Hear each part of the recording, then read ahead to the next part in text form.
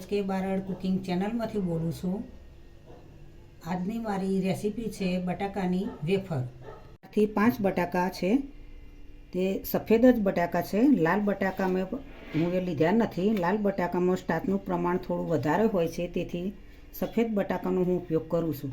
તો હવે તેને સાલ ઉતારીને તૈયાર કરવાના છે। બટાટા હું એ સોલીને તૈયાર જ રાખ્યા છે। હવે તેમાં થોડો બરફના ટુકડા નાખીશું, કેમ કે બરફના ટુકડાથી અંદર જે ક્ષાર હોય તે નીકળી જાય અને નીચે જમા થઈ જાય। તેને 10 મિનિટ રવા દઈશું।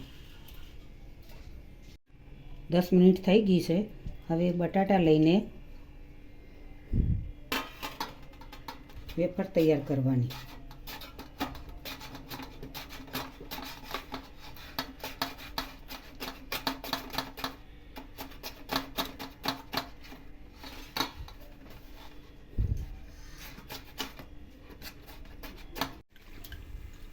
વેફર કટિંગ કરીને તૈયાર છીણીને તૈયાર થઈ ગઈ। હવે તેને રૂમાલમાં લઈ લેવાની, પાણી ના રહે તે રીતે બરાબર સાફ કરી દેવાની। સાધારણ પાણી લઈ તેમાં સિંધવ મીઠું એડ કરવાનું। નોર્મલી તેલ ગરમ થાય એટલે અંદર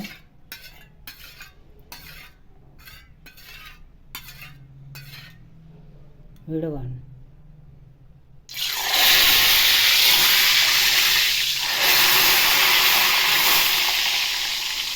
છે તે જોવા માટે નાની બટેટાની ચિપ્સ એડ કરીશું। હા, હવે થઈ ગયું છે।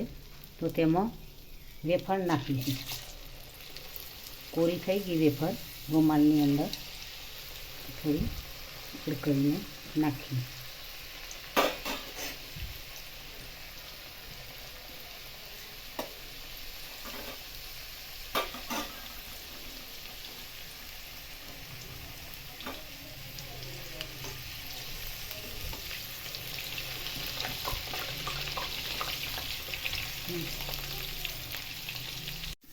વેફર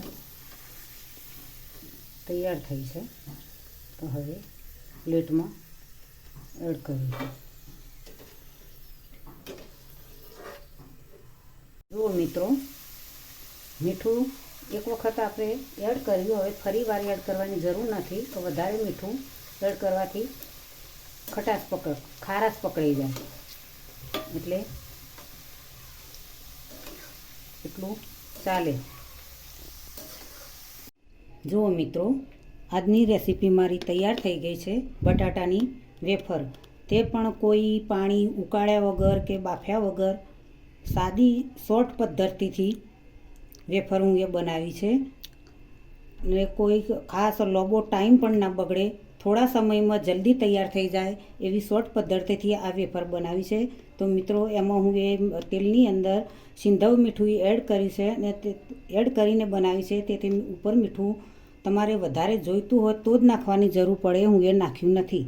તેમાં થોડો જીરા મરી ધાણા જીરુંનો મસાલો થોડો એડ કરું છું। ખટ્ટું મીઠું થોડી જોઈતી હોય તો મરચું એડ કરું છું।